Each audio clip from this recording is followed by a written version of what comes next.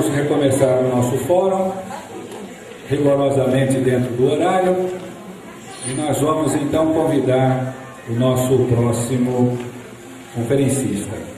É o Edgar Miguel, que tem 43 anos, nascido em Veracruz, estado de São Paulo, que fica na região de Marília. Ou Marília fica na região de Veracruz. Católico nos primeiros passos infanto-juvenis, devido à tradição social, com adolescência questionadora e em contato com as informações espíritas presentes na família, optou conscientemente pelo estudo e vivência da doutrina espírita, passando a frequentar a Mocidade Espírita e o Centro Espírita. Em 1984, Edgar mudou-se para Bauru e frequenta reuniões de estudo e de lá até hoje participa de um grupo mediúnico como esclarecedor. Em 2004, aproxima-se do Departamento Doutrinário da USE Intermunicipal de Bauru e em 2006 assume a presidência da USE, estando nesta função até o momento. Conosco, então, eu convido o Edgar Miguel. Boa tarde. O meu desafio será impedir que vocês durmam. Vamos ver se eu consigo. Em primeiro lugar, eu gostaria de agradecer à associação pelo convite, que muito me honra. É um prazer estar aqui. Toda vez que a gente se reúne com espíritas, com pessoas que buscam o mesmo princípio, é inevitável que a gente se sinta à vontade, principalmente para discutir ideias. Eu sempre acredito que não há lugar mais propício para se discutir ideias, por conta dos princípios que devem nos reger. Bem, eu vou pedir licença, eu vou tentar aproveitar tudo que foi dito até agora, por isso peço licença, para criar um contexto. Eu acredito que nós somos pessoas um pouco estranhas. Nós entramos num jogo, muitas vezes sem saber quais são as regras desse jogo.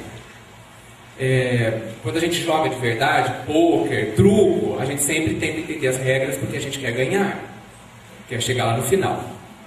Só que eu percebo que a gente entra na vida e se esquece desse princípio básico, como é que funciona tudo isso. Então, nós falamos hoje bastante sobre reflexão, houve um convite tremendo para que a gente fizesse análise, para que a gente usasse o amor à sabedoria que a filosofia nos convida, mas questionar o quê? Refletir sobre o quê? Baseado em que alicerce? E me parece interessante que a gente comece a nossa reflexão muito antes da doutrina espírita, mas sobre a vida. Porque tudo acontece dentro dela, como também já foi dito hoje aqui. Então eu gostaria de colocar para vocês que existe uma concordância de objetivos e que nós vivemos dentro de uma estrutura chamada vida, e eu não estou falando de existência temporária, mas de vida.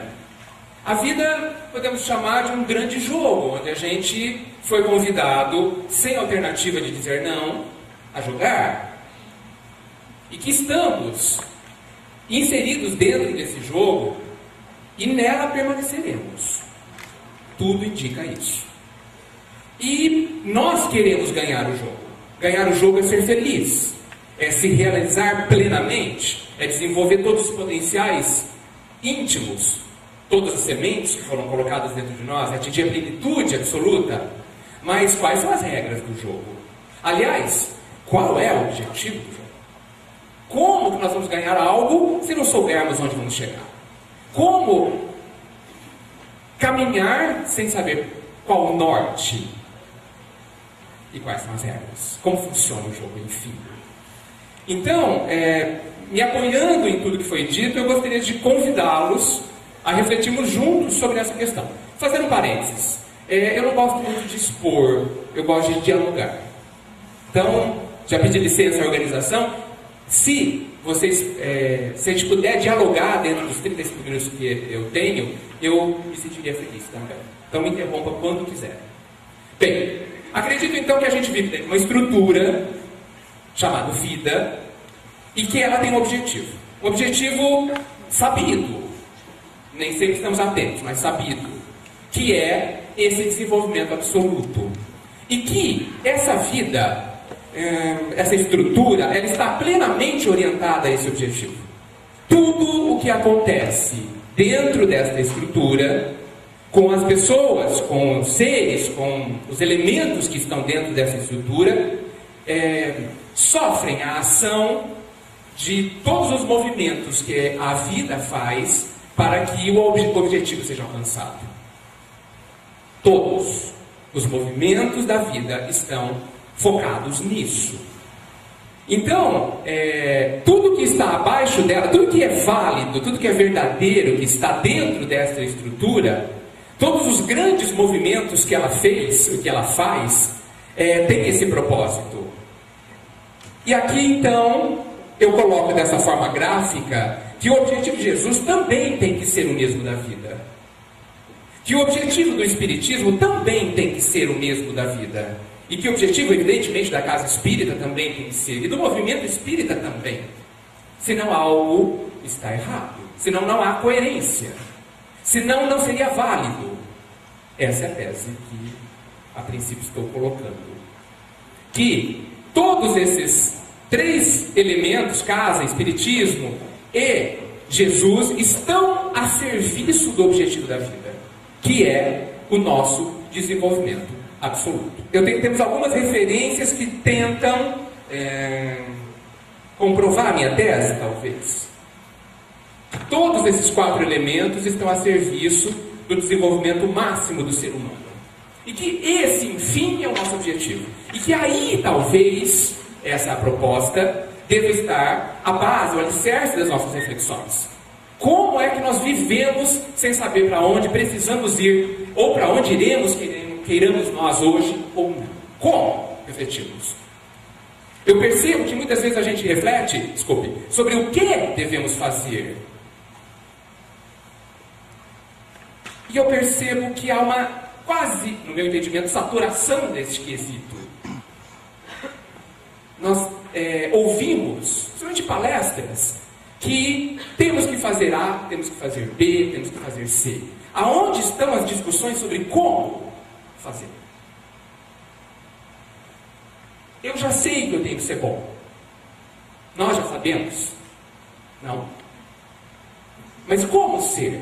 Porque este é o desafio. Ninguém mais discute se devemos ser bons ou não, se devemos desenvolver nossas potencialidades ou não.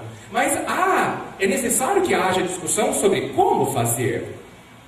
A Eliane disse que nós sabemos pouco sobre a doutrina espírita. É verdade, também concordo com ela.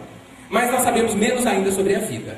E suspeito que tanto Jesus quanto a doutrina espírita vieram nos trazer informações sobre a vida. E eu não sei realmente se a gente deve estudar a doutrina espírita.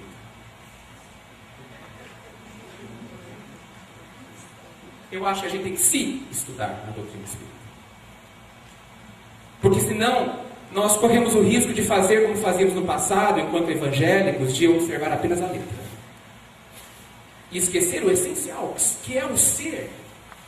Isso tudo me parece tremendamente importante, para que no caminhar nós não confundamos meios e fins. Quantas vezes nos perdemos em discussões sobre os meios, esquecendo-se dos fins? Quantas vezes?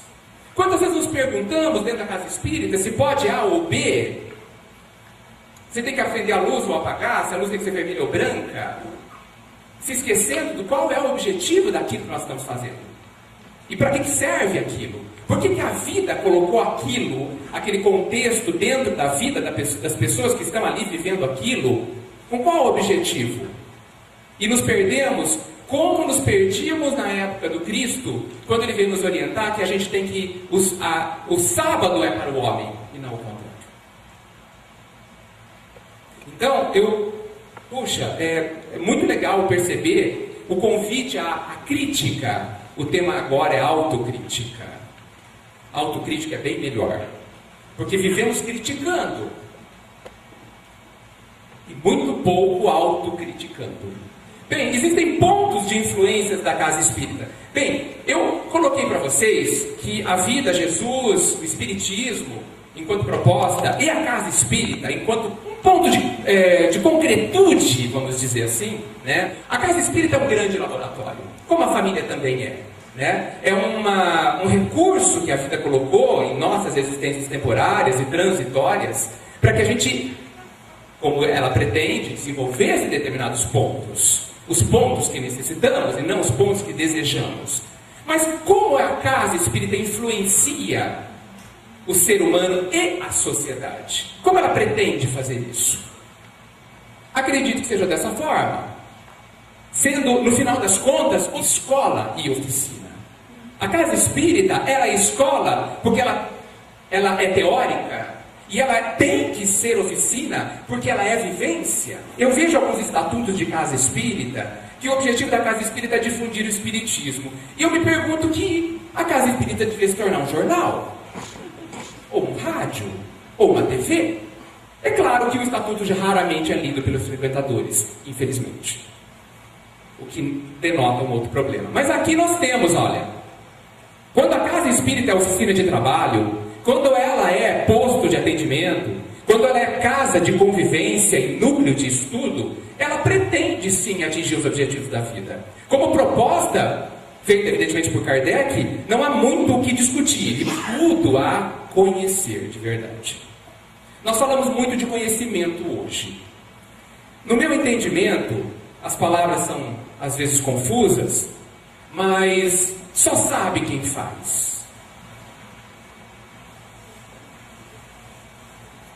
Só quem faz. E nós vivemos lendo. Em Bauru se vende na livraria espírita da USE 12 mil livros por ano. Não, 40 mil livros por ano. Eu não sei se eu fico triste ou contente. Porque o volume pode esconder a essência. Pode nos dificultar descobrir a essência. Nem entendemos ainda a pergunta número 1 do Livro dos Espíritos. E passamos para a segunda. Então, a casa espírita, dentro da sua proposta, e evidentemente em muitos lugares, ela consegue ser escola e oficina. E é claro que há aquela gradação infinita de alcances e de desejos até. Mas esses são os pontos de contato, esses são os pontos de influência da casa espírita, tanto para o indivíduo quanto para a coletividade. Muito bem, a dinâmica e a influência da casa espírita dizem em várias literaturas que ela está calcada no estudo, na prática e na difusão. É normal que a gente veja que esses 3 itens façam parte dos objetivos da casa espírita. Que o objetivo da casa espírita é ser ponto de estudo, de prática e de difusão da doutrina espírita. E que esses 3 pontos devem nortear a vida da casa espírita. Eu não posso discordar. Mas eu acho justo que a gente questione e entenda o que significam essas 3 palavras. E aí vem o que eu já comecei a dizer. Estudo de si, prática como vivência e difusão como exemplo. O Cristo já foi claro. O maior e talvez a única forma de influenciarmos verdadeiramente seja através do exemplo. Já foi dito que a melhor forma de a gente ser caridoso é sermos antes felizes, na acepção espírita do termo. E a gente se preocupa em formar grupos de estudo para estudar a doutrina espírita de uma forma absolutamente desconectada da vida da pessoa que está estudando. Ansiamos por chegar no final do livro, como se isso fosse indicador de produtividade. Nossa, meu grupo já terminou o Livro dos Espíritos este ano. Isso é bom. Há 30 anos eu estudo o Evangelho. Estuda-se sobre o Evangelho? Porque se a gente estudar a letra, e eu não estou falando de sermos literais, mas nos estudarmos a doutrina apartados dela, separados dela. Ela, olha, ela é belíssima. E eu estou aqui na minha vida. Isso é muito fácil e pouco eficiente. Vivência, a gente reclama, olha, eu não conheço uma casa espírita que não hajam reclamações. E a reclamação em si, ela já indica que há um problema de concepção de quem está reclamando. É óbvio que há trabalho dentro da casa espírita, porque somos diferentes, porque estamos aprendendo. É óbvio, gente, a condição sine qua non. É a mesma coisa de você pensar em ir ao jardim e ver flores. É óbvio. Como que a gente pode pensar numa casa espírita dentro do nosso estágio de entendimento, sem dificuldades de entendimento, de compreensão, de diálogo? Como? Não tem sentido essa expectativa. Vocês concordam? Por quê? Porque somos diferentes. Se partirmos deste ponto, vai dar problema, como diz o outro. Então, nós temos que ir à casa espírita, evidente, para encontrar consolo, para encontrar paz, para encontrar direção, para encontrar conhecimento, sim, mas o caminho é recheado de pedras. É assim. E não, eu não estou colocando que é assim como uma condição inalterável. Esse é o trabalho. No final das contas, eu acredito que nós não estamos indo lá para estudar, nem para ajudar o outro. Imagina que nós estamos indo lá para ajudar os espíritos. Imagine, nós estamos indo lá exclusivamente para cumprir o objetivo da vida, que qual é? Me tornar alguém melhor, não o outro. Eu gostaria de colocar, mais do que uma pergunta, um depoimento. Eu tenho 30 anos de frequência e estudo dentro da doutrina. Durante 27 anos, exatamente, eu só estudei. Muito. Nesse tempo do meu estudo, eu sabia muito bem criticar aquilo que estava errado dentro das casas espíritas, ou melhor, que não condizia com os livros que eu achava que estavam certos. E isso fez com que eu me afastasse de diversos lugares, porque as pessoas estavam erradas, os exemplos, e eu não percebia que elas eram, na verdade, seres humanos. Quando eu parei e consegui me ver também como ser humano e repensar em tudo, eu percebi que eu não sabia nada. Você está falando do saber de verdade, né? Exatamente. Mas a própria doutrina eu precisei começar a estudar novamente, com esse novo olhar. Eu acho que isso exemplifica, você começou a falar, o que você falou até agora. Pela primeira vez eu estou ouvindo isso.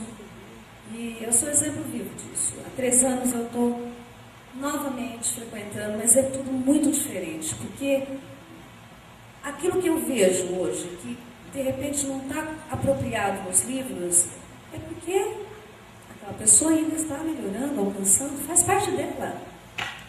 E essa é a minha vida, é o meu jeito de ver, né? E isso é muito bom. Hoje eu estou muito feliz. Com certeza. Meus parabéns pela coragem de fazer essa transformação. Qual é a frequência que a casa espírita deve esperar de pessoas? Uma pessoa é suficiente, no meu entendimento. Sabe quem é essa uma pessoa que deve atender a casa espírita? Um ser humano único, um universo em expansão. A dedicação tem que ser gigantesca para uma pessoa ou para mim.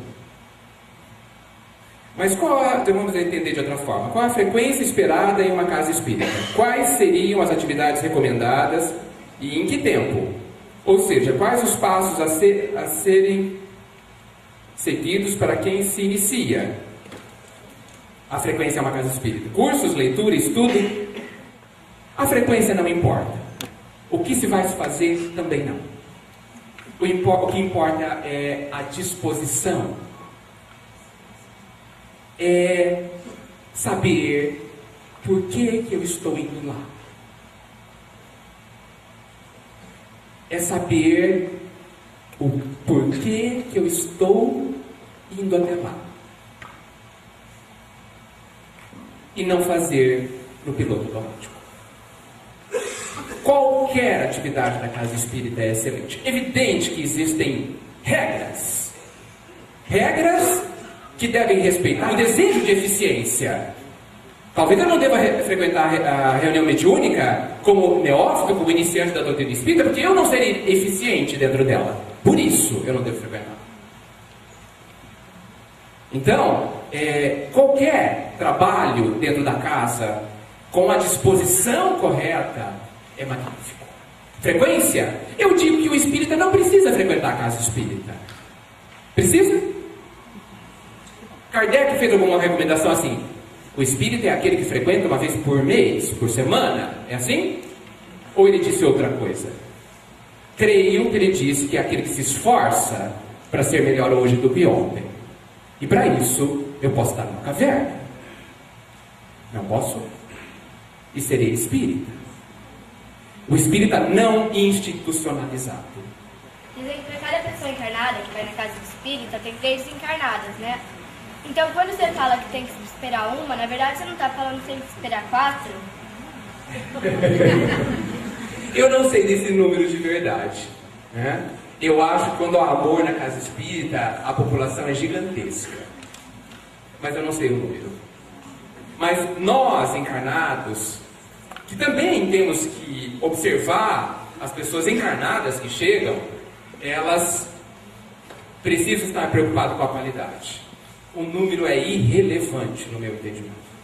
Irrelevante. Precisamos tomar cuidado com a nossa sociedade que visa o resultado. Infelizmente, o resultado é errado. E é justo que a gente vise o resultado, mas o resultado da vida. O resultado que a vida encaminha e pretende. Porque nós não podemos lutar contra os objetivos da vida. E a vida exige qualidade. E ela não tem pressa. Ou tem? Nenhum. Talvez o tempo seja invenção nossa. Então, eu quero terminar esse slide aqui para de novo reforçar a questão de que o que fazemos não é tão importante, desculpe, mas o como é tremendo. O como nós fazemos é tremendo. E eu proponho que a gente discuta mais o como. Porque nós nos esbarramos nas nossas dificuldades íntimas.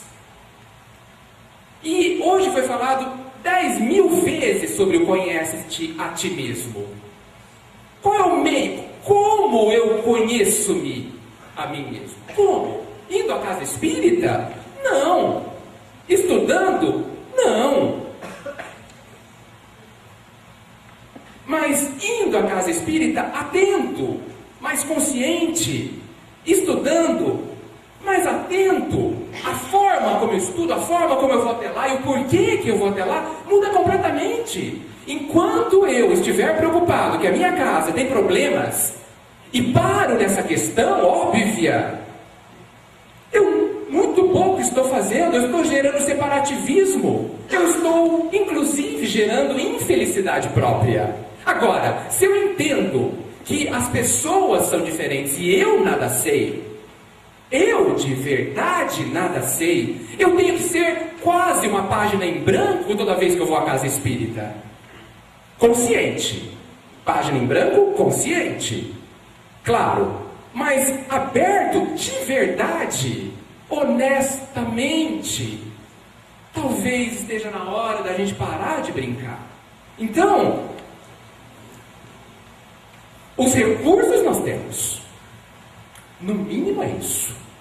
Fora a família, né, que nem conta, de tanto que conta, né, de tão tremenda que ela é, tão importante que ela é, né, pudera a casa espírita ser realmente a segunda família.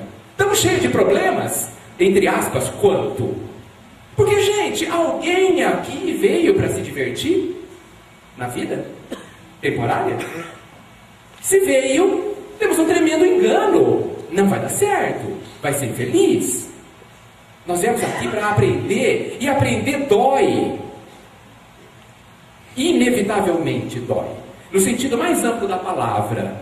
E é tão amplo para mim a palavra dor, que quando eu estou no sofá e preciso tomar água, eu tenho dor.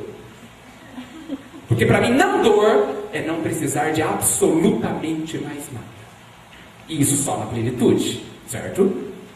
Enquanto eu precisar respirar, a dor. Boa tarde. Boa tarde.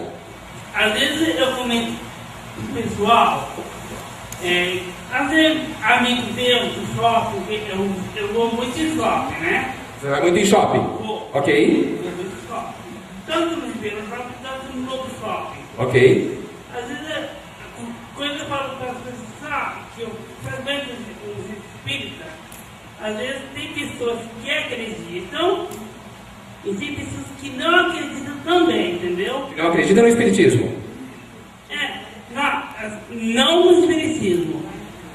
Que não acredita, assim, que fala assim, ô Ricardo, Manresa, isso aí não tem nada a ver, sei o quê. Às vezes eu falo assim, às vezes, uma vez eu falei com uma colega minha do shopping, eu falei para ela assim, que ela estava grávida. E ela falou assim, pai, Manresa, que brincadeira de mau gosto. Depois ela foi ver, realmente ela estava grávida. Aí ela falou, ô Manresa, alguém te falou? Como você sabia que eu estava grávida? Aí eu falei, não, por causa que eu sou espírita. Às vezes muita coisa que eu falo, Edgar, né, teu nome? Exato. Às vezes, Edgar, muita coisa que eu falo, às vezes acontece realmente. Isso deve ser porque, assim, o que você acha que às vezes pode acontecer? O que eu falo, acontece, entendeu? Eu entendi. Olha, é uma pergunta difícil de responder. Mas o que eu penso é o seguinte: não há, como eu disse há pouco, acontecimento ou situação que não seja útil e pedagógica. É para aprendermos algo. Quando você percebe a informação e fala, você tem que aprender algo. Quando ela ouve, ela tem que aprender algo. O desafio seu e dela é descobrir o quê? Você tem que descobrir por que você sabe algumas coisas. O centro espírita é a sociedade. Esse é o poder de influência da sociedade. Do centro espírita para a sociedade. Nós oferecemos muita coisa. A doutrina espírita é aquele tesouro da parábola, que nós caminhando temos que vender tudo para comprar o terreno e tomar posse do tesouro. Alguém aqui está disposto a vender tudo? Vender tudo. Tudo é bastante coisa. Mas não é nada material. Nós temos que vender, trocar. Certo? Nós temos que deixar para trás, talvez tudo que a gente saiba, que hoje seja insuficiente para o nosso crescimento, para tomar posse do tesouro. A doutrina espírita, já foi dito, é a maior ângulo de verdade colocado para a nossa humanidade, até hoje. E é imperioso que a gente aproveite esse valor por nós. A doutrina espírita, então, e dentro da casa espírita, em infinitas gradações de eficiência, gente. Ela tem esse impacto, pode ter esse impacto na sociedade. Ela educa moralmente, ela também instrui, ela provoca, ela convida ao aumento de consciência e ela também consola. Qual que é a realidade atual? Não sabemos por que fazemos o que fazemos. Não sabemos. Alguém frequenta 30 anos a reunião mediúnica. Por quê? Alguém diz assim, puxa, há 40 anos eu sou espírita, eu leio o evangelho todos os dias e ainda sou infeliz. Por quê? Por quê? há falta de qualidade nas nossas ações. Nós confundimos movimento com ação, inclusive. A gente inquieto como somos, e aí estou falando da sociedade inteira, evidentemente eu incluído, a gente se agita de um lado para o outro. Mas ação de verdade, efetiva, profunda e concreta, só às vezes, quando a dor nos visita. Às vezes. Nós temos que vencer o atavismo, né? Que é aquela tendência, né? E quando eu lembro dessa palavra, eu observo o movimento espírita, às vezes eu vejo que a gente continua ainda indo à missa católica quando a gente vai à palestra. Continua ainda tomando a hóstia quando a gente toma o passe. E continua ainda se confessando ao padre, achando que está tudo bem quando a gente faz atendimento fraterno. Com o mesmo atavismo, com a mesma, ou quase a mesma inconsciência. Gente, em tudo que eu falo, coloquem as suas, evidentemente, exceções. Nós continuamos porque a gente reflete muito pouco, mas não é refletir sobre o mundo externo apenas. É sobre mim, porque eu estou indo lá. Para quê? Para que me serve? E, evidentemente, a eterna, a antiga resistência à mudança. A razão, no meu entendimento, é uma ferramenta incrível para a gente se sondar. Ela é uma sonda que deve penetrar fundo dentro de nós, mas eu suspeito que ela não baste. Eu suspeito que só o racionalismo não seja suficiente para penetrar dentro do universo humano. E eu não estou negando a razão. Ela é a ferramenta fundamental, não é à toa que existe. Mas cuidado ao entronizá-la. Tomemos cuidado ao entronizá-la. O desafio, no meu entendimento, tornar a doutrina uma forma de viver e não um meio de vida. Quando nos institucionalizamos como dirigente de reunião mediúnica ou da casa espírita, nós ganhamos um meio de vida. Não para ganhar dinheiro, para tentar ganhar outra coisa. Não haverá esse salário. Porque somente é possível ter o salário tornando a doutrina espírita uma forma de viver.